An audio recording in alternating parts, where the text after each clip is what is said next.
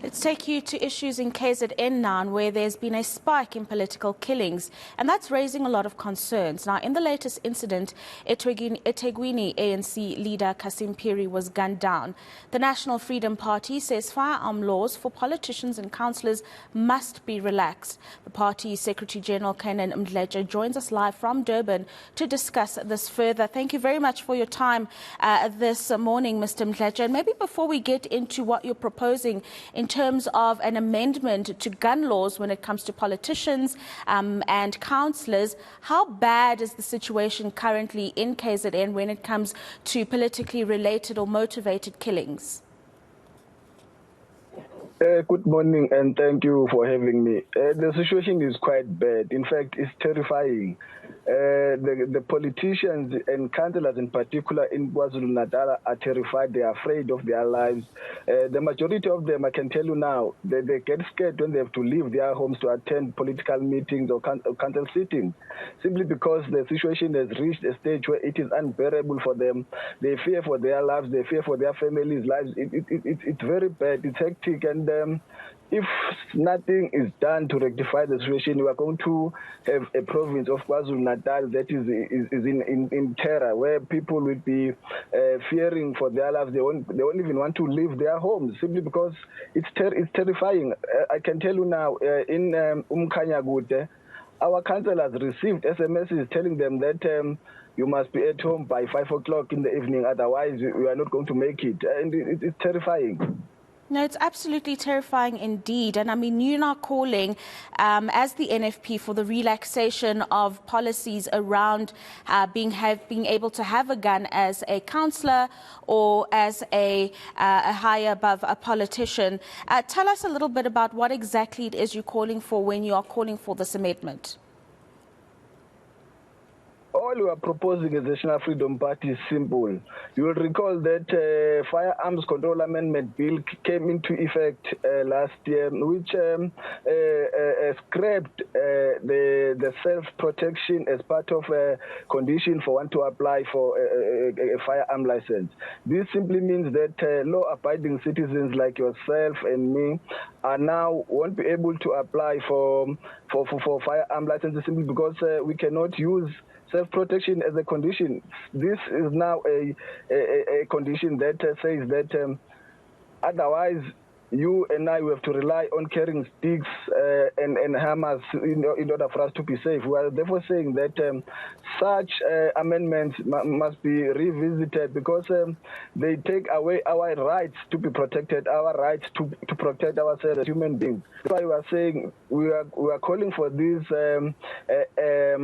this particular act to be revisited so that people will be able to apply for licenses using self-protection as one of the conditions that they must be granted licenses. Otherwise, it simply means our lives are at the hands or at the mercy of criminals who are carrying guns willy-nilly, without any fear, simply because even police seem to be scared of the criminals. It means you and I is now forced to stay indoors because you cannot be safe outside doors.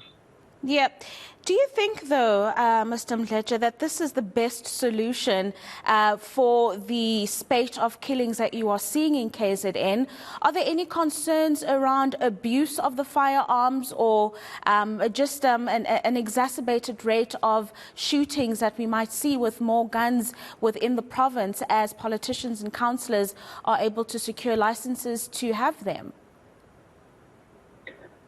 It might not be the only solution, but I think it's something that we must be considered, simply because if you look at the trends, most of the councillors are killed or attacked when they are leaving meetings.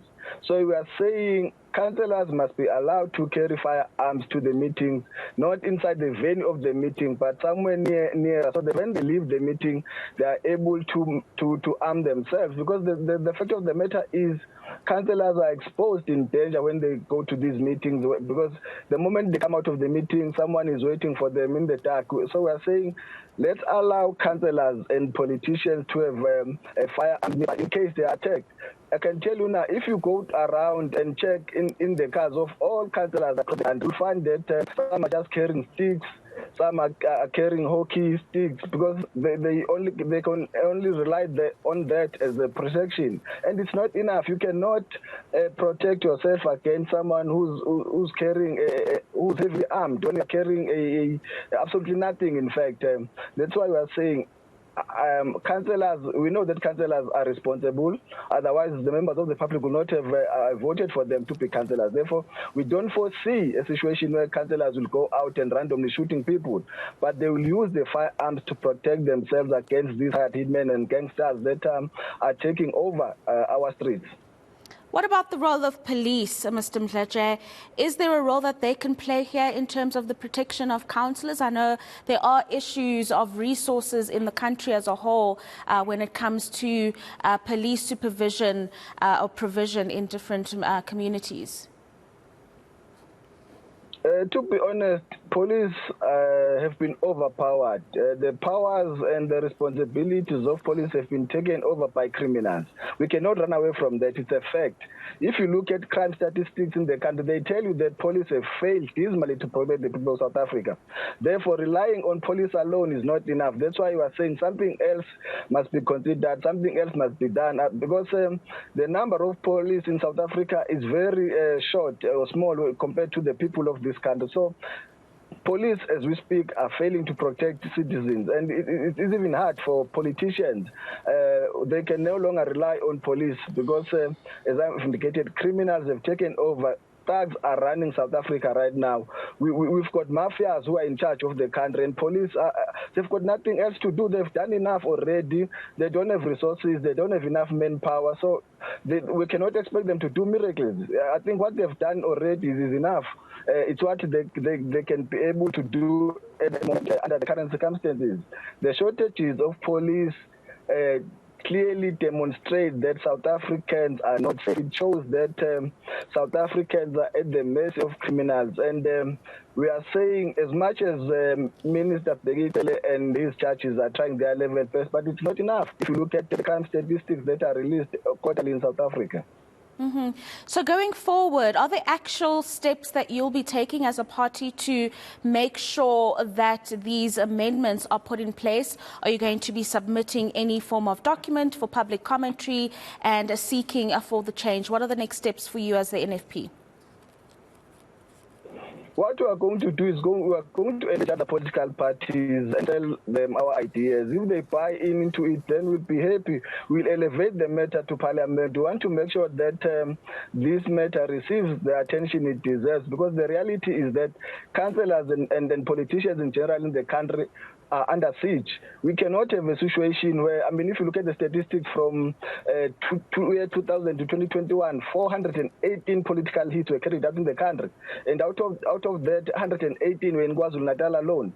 That exclude the politicians and councillors that have been killed from January this year up to today.